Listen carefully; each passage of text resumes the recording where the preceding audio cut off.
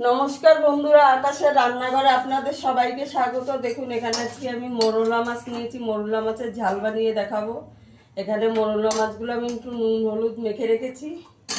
এখানে আমি কিছু সবজি কেটে নিয়েছি। এখানে নিয়েছি আলু নিয়েছি, এরকম লম্বা লম্বা করে কেটে নিয়েছি। বেগুন নিয়েছি।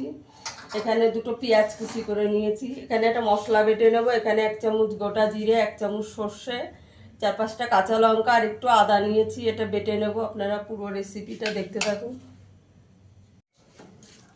কেন কড়াইতে তেল দিয়ে দিয়েছি। তেলটা গরম হয়ে গেছে। এবার মাছগুলোকে ভেজে নেব। আগে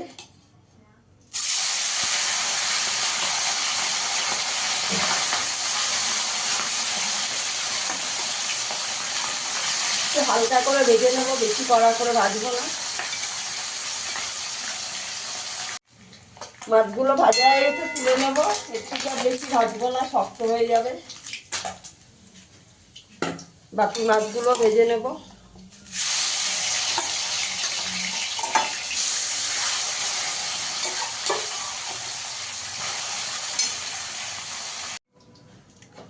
সব মাছগুলো আমার ভাজা হয়ে গেছে।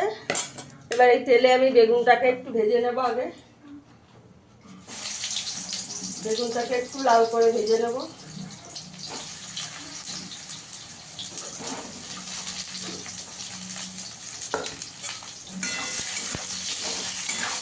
এখানে একটা বড় সাইজের বেগুন দিয়েছি।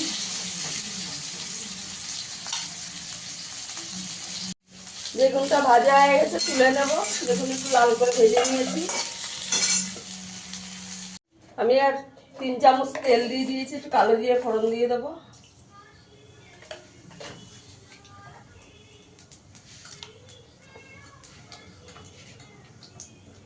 আলুটা দিয়ে দেবো।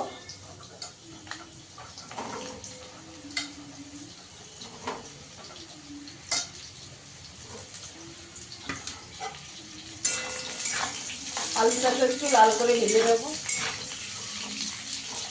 পেঁয়াজটাও দিয়ে দেবো একসঙ্গে। আলু পেঁয়াজটা ভেজে দেবো। লাল লাল করে ভেজে দেবো আলু পেঁয়াজটা।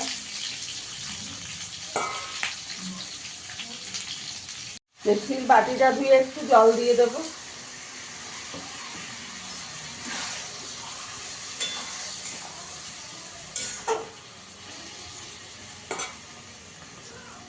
আর 5 মিনিট চাপা দিয়ে দেবো, গ্যাসের আঁচটাকে কম করে।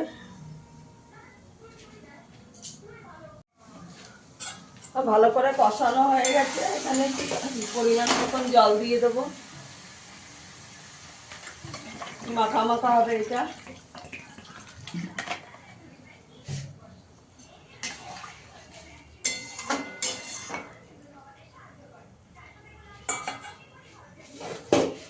বেগুনটা দিয়ে দেবো।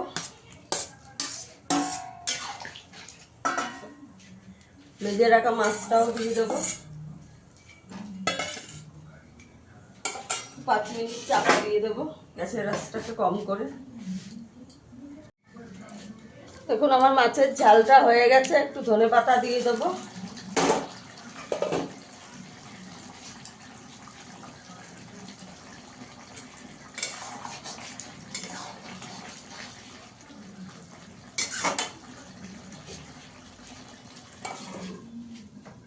গ্যাসের আঁচটা বন্ধ করে একটু 5 মিনিট চাপা দিয়ে রাখবো। আমি সার্ভ করে দেখাচ্ছি তারপর। দেখুন বন্ধুরা, আমার মোরলা মাছের ঝালটা হয়ে গেছে। ফিরে আসবো নতুন কোনো ভিডিও নিয়ে। সবাই ভালো থাকবেন, সুস্থ থাকবেন। ধন্যবাদ।